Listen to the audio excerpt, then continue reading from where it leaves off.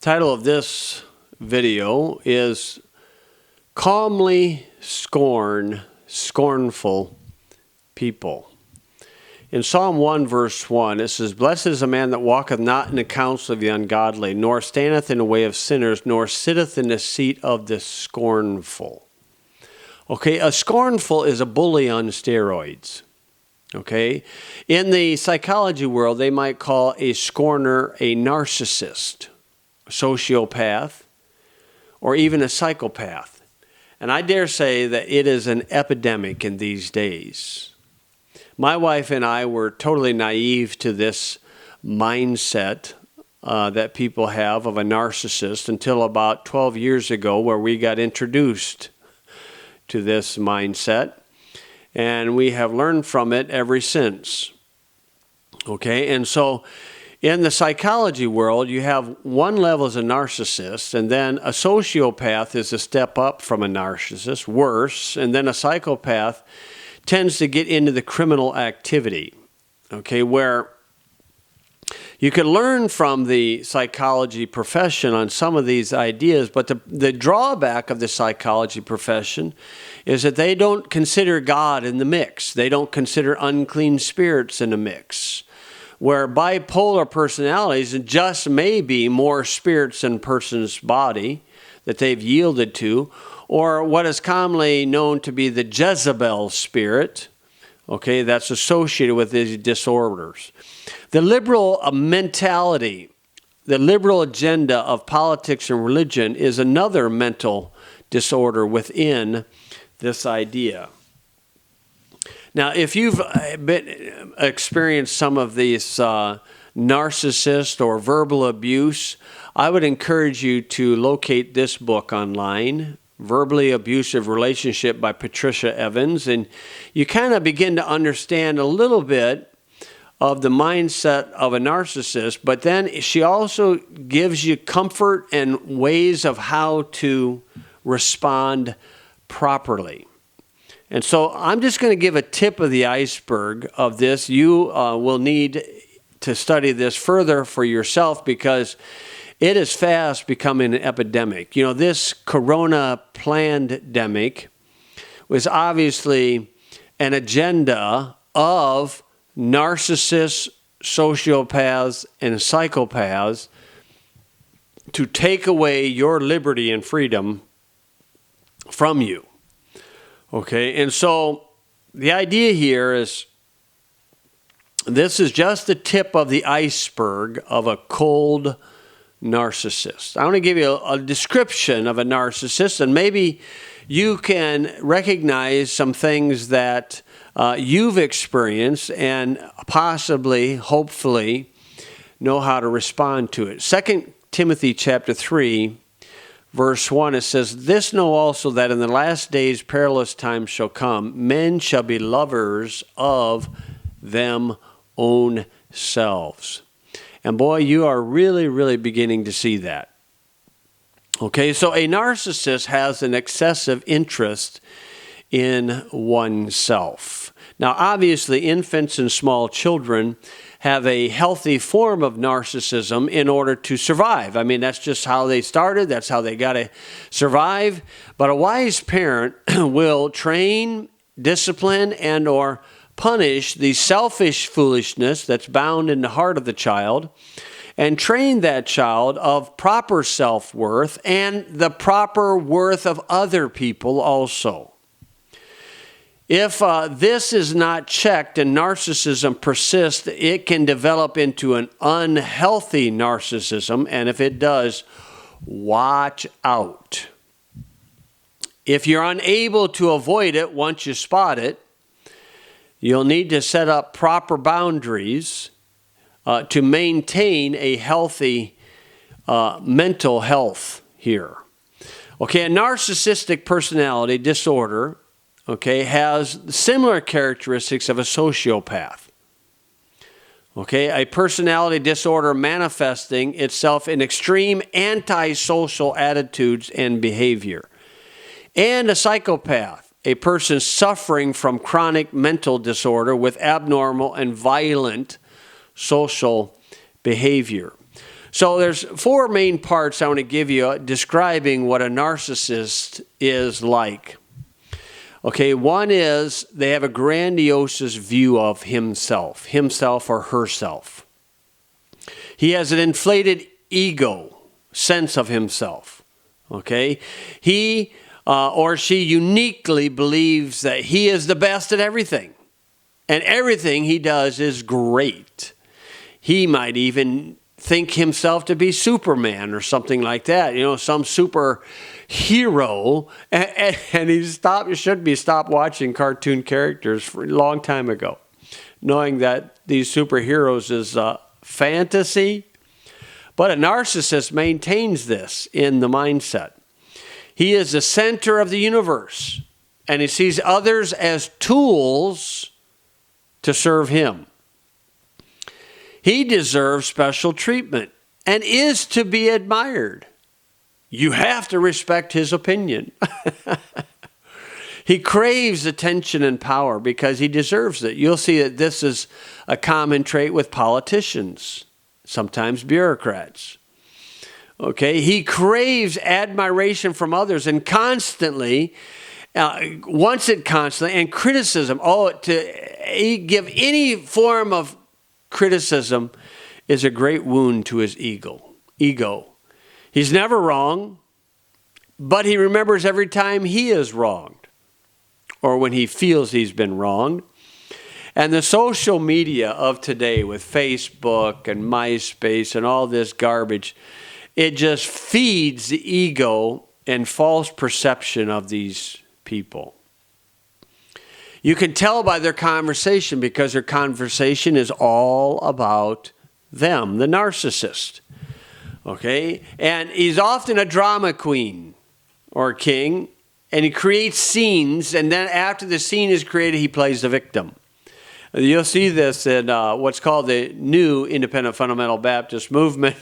And I view a lot of those guys as children are meant to be seen, not heard. The narcissist habitually deceives or lies to maintain his distorted viewpoint of himself. And he's always a victim in every circumstance, which is the basis of liberalism. And that's what's destroying this nation. Okay, the second description is he has a sense of entitlement. It was Bill Clinton that changed government subsidies to entitlements. Okay, and he resents a challenge from somebody because he has a rosy view of himself. He scorns an open contempt or disdain anyone who challenges him. Even though his arguments are unreasonable and illogical, okay, he gets cold, angry, and withholding from the challenger. He will manipulate in order to maintain his false perception. When he's in the disadvantage, he will manipulate. When he feels that he's in the advantage, he will bully a party to the right action that he's desiring to get. Number 3, he needs admiration or attention, craves it. And number 4, he has problems with empathy. Okay, he downplays the normal feelings and interests of other people. He is an ardent competitor. He's the best, deserves a recognition, and will cheat if he has to. He will openly attack his competitor with ruthless attacks. He will emotionally, verbally, or physically bully his tools, other words, people, into subjection. He enjoys hurting people. And sadly, hurt people often hurt other people. Now, in the Bible, there are men that you can study, and I would encourage you to study them on another time, and reveal the motivation. History and prophecy of society is overrun by narcissists. Okay? Haman in the book of Esther. Haman, type of the Antichrist, is a demonstration of a narcissist or a psychopath or a sociopath. Okay, Sanballat, Tobiah, Geshem. These are types of Muslims, or the workers of iniquity. You find them in Nehemiah chapter 2. Demonstrate some of the characteristics. The instigators, the psychopaths of the crucifixion, okay, will demonstrate narcissistic behavior. Okay, the Edomites in Psalm 79 will demonstrate this behavior, and this will be demonstrated in the tribulation time period. Tribulation tyrants, okay, will demonstrate this narcissism. This is why narcissism is becoming an epidemic, is because the entire world will be overrun by this. Okay, bureaucrats, and especially judges, many judges in courtrooms were probably the kid that got picked on in school growing up, and so he became a judge, and now he's going to get even with society. In 2 Peter chapter 3, verse 3, it reveals, knowing this first, that there shall come in the last days scoffers, walking after their own lust. Okay, now we get into some actions, plans. How do you react to these things? What do you do? Okay, the ideal plan is to scorn them calmly, okay, and leave the scorner, walk away from them. Jesus told the apostles that he's sending them out in Matthew 10. He's sending them out as wolves among sheep. And then he said, you need to be wise as serpents and harmless as doves. Okay, and so why? Because a scorner is under the curse of God. Proverbs chapter 3. Proverbs deals a lot with scorners and the right approach to them. A lot of people have the wrong approach, and actually when we approach this in the wrong fashion, we feed the narcissist because he thrives on drama. Proverbs chapter 3, verse 31, it says, envy thou not the oppressor, and choose none of his ways. For the froward is abomination to the Lord, but his secret is with the righteous. The curse of the Lord is in the house of the wicked, and he blesseth the habitation of the just. Surely he scorneth the scorners, but he giveth grace unto the lowly. Okay, in Proverbs chapter 9, verse 7. Okay, now I would encourage at this point, there is a website on YouTube or a channel on YouTube titled Little Shaman. I think that's what it's called, Little Shaman. Okay, and this lady deals with the proper reaction with narcissism. It's a wonderful advice that she gives. And so you'll find it on YouTube, I dare say. Okay, in verse 9 of Proverbs, verse 7 of Proverbs 9, it says this, he that reproveth a scorner getteth to himself shame, but he that rebuketh a wicked man getteth himself a blot. Reprove not a scorner, lest he hate thee. Rebuke a wise man, he will love thee. See, that's the biblical advice. Do not argue when you're dealing with a narcissist. Do not argue. Do not explain. I know in a logical mindset, you're trying to figure this out. How in the world? This don't even make sense. This behavior is so abnormal. I don't get this. And so we tend to think if we explain ourselves that this person will get it. They don't get it. Do not argue. Do not explain. Or rebuke privately when it's just you two. You do not rebuke privately. Why? They hate you. Okay? They will not go unto the wise. Proverbs 13, verse 1. A wise son heareth his father's instruction. A scorner heareth not rebuke. You're talking to the wall. Proverbs chapter 14, verse 6. A scorner seeketh wisdom and findeth it not. Okay, they're not going to get the answer because God is not going to give them the answer. Proverbs 15:12, a scorner loveth not one that reproveth him, neither will he go unto the wise. So what do? What is the biblical reaction to a scorner, to a narcissist, okay, to a sociopath? What is the biblical reaction? You walk away from them. You leave. You hang up the phone. You don't discuss it. Don't waste the time. Only God is the one that can get to this party. It's beyond you and me. Don't argue. Don't explain. Don't react. Act as a gray rock. You see, as soon as you react, it's just, they feed on that. It's about ivy growing on a tree. It just feeds up on those things.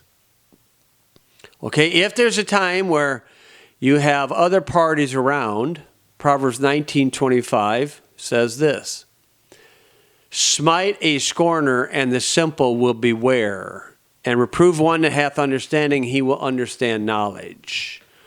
Proverbs 22, verse 10, cast out the scorner, and contention shall go out, yea, strife and reproach shall cease.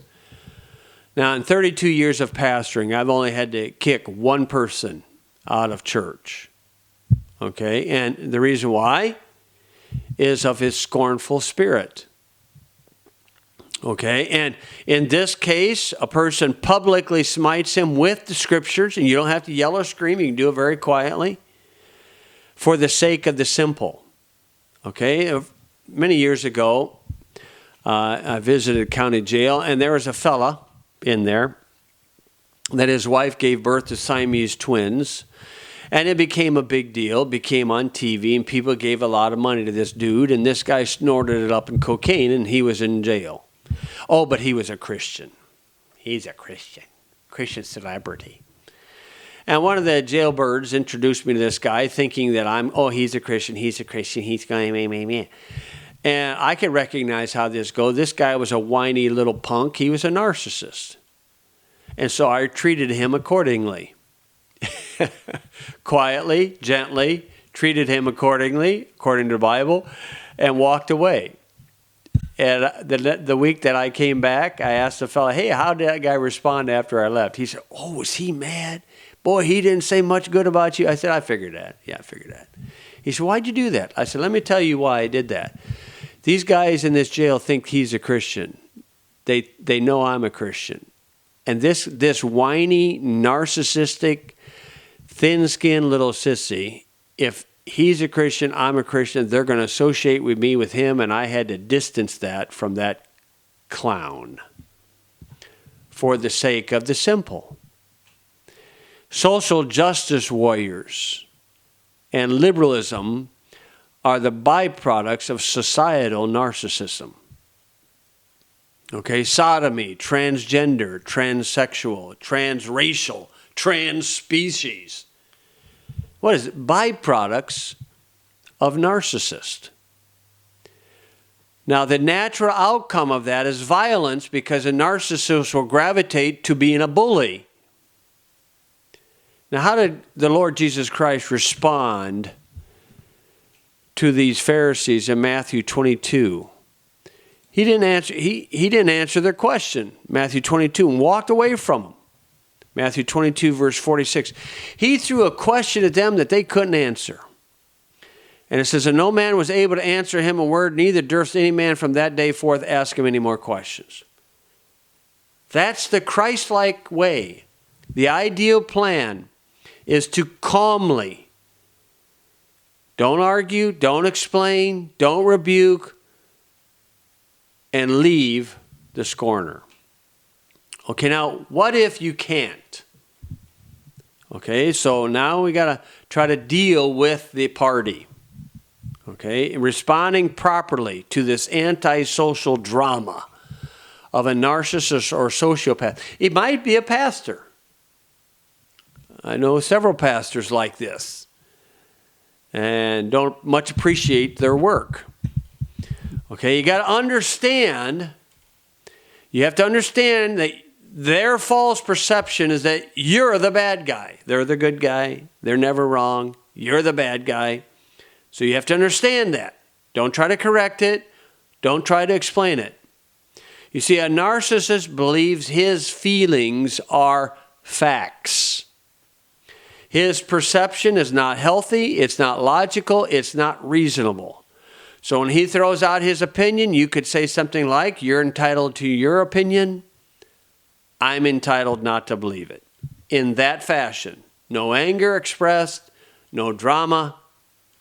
Okay? The narcissist bases everything through the lenses of emotion and will purposely create drama. Okay, you'll find this in Acts chapter 17, verse 5, where it says, "But the Jews which believed not, moved with envy, took unto them certain lewd fellows of the baser sort, and gathered a company, and set all this city in an uproar, and assaulted the house of Jason, and sought to bring them out to the people." Okay, so there's the drama. Okay, the narcissist will look for evidence of mistreatment even when he's been treated respectfully. So, you just calmly respond, I disagree with your false perception. You're entitled to your opinion. Okay? The feelings of the narcissist is not your responsibility. Do not react to the emotions. Learn to respond calmly and without emotion. Okay? And a person can, learn to do these things. And of course, you're not going to bat 1,000. Okay? But you learn to properly respond. As a street preacher, I've dealt with police officers on the street and have not really had an issue, but I deal with them very calmly. I recognize his mindset. He thinks that his badge and costume may give him the authority. And so I begin to ask questions, and I just calmly deal with him, because if I get the opportunity, I don't know what he's like. And in reality, I may have an opportunity to witness to him. So you need to understand, when you respond properly, you need to understand the false perception that you're the bad guy, the narcissist is the good guy. The second idea under this responding properly is you need to have personal boundaries, develop personal boundaries with this party, and they are deal breakers. Okay? They're deal breakers when he violates your respect and trust. Okay? So, a narcissist says things to you, and if you do not verbalize something, if you do not raise an objection, you have no objection, and you just simply calmly say, I will not allow you to talk to me verbally abusive like that, and if you do, I'm walking away or I'm hanging up the phone. You need to talk calmly and gently. If you don't, I'm gone. You don't treat people like that. Okay, so you create a boundary. Okay, ladies, if your husband's verbally abusive, you need to create that boundary. I know it's tough. I know it's difficult. But you need to create a boundary. You're not helping this narcissist. And the only one that truly can help a narcissist is God. So you need to respond calmly and respectfully. And if they break the boundary that you've established, you walk away. You see, boundaries are the adult way of punishing improper behavior that parents failed to train. I mean, you can't discipline this adult. You see, a person can be young once but immature all their life. Okay, so first thing you need to understand, their false perception is that you're the bad guy, they're the good guy. And with that, you need to establish some form of boundary. And if they violate this boundary, either how they speak or whatnot, okay, that's a deal breaker. I'm out of here. Now, if it gets physically violent, you need to call the authorities. You need to call the authorities and get some help. Okay, the third idea is you ignore their provocation. They're going to try to provoke. Ignore it and react like a gray rock. You say, how does a gray rock react? It doesn't. The narcissist will try to control and manipulate your emotions and feelings. Take control of your spirit, mind, and emotions. Paul said, I can do all things through Christ which strengtheneth me. The phrase slow to anger occurs 8 times in the Bible, and 6 of them describe God. Isn't it not amazing how slow to anger our God is? Proverbs chapter 15, verse 18. It says, a wrathful man stirreth up strife, but he that is slow to anger appeaseth strife. Proverbs chapter 16, verse 32. It says, he that is slow to anger is better than the mighty, and he that ruleth his spirit than he that taketh a city. Okay, so this idea of ignore the provocation, do the best you can by God's grace, react like a gray rock. It will ruin their day. You know, with a bully or a narcissist, when a guy bullies me to try to do something, I ignore him first, and if he persists, I do the exact opposite. I do as I choose. Okay, if somebody wants me to do something, they can ask politely, they can respect my self-worth. Okay, and if they're going to try to get something done by degrading me, belittling me, berating me, I'm gone. Not going to allow that. Okay, I don't care who it is. Okay, the problem is not the problem. The problem is your attitude about the problem. And so I hope that these will give you some insight, some help. And I know it's difficult, and I know that now it has engulfed the church. Many pastors have turned this way. Sadly, it's a sad characteristic of the final days of the church age. We're soon to be out of here by God's grace. Ask God for wisdom. Ask God to help you in these situations, and recognize that God has a program for you, and God is the only one. The Lord God is the only one that can work on that narcissist. It's out of our control.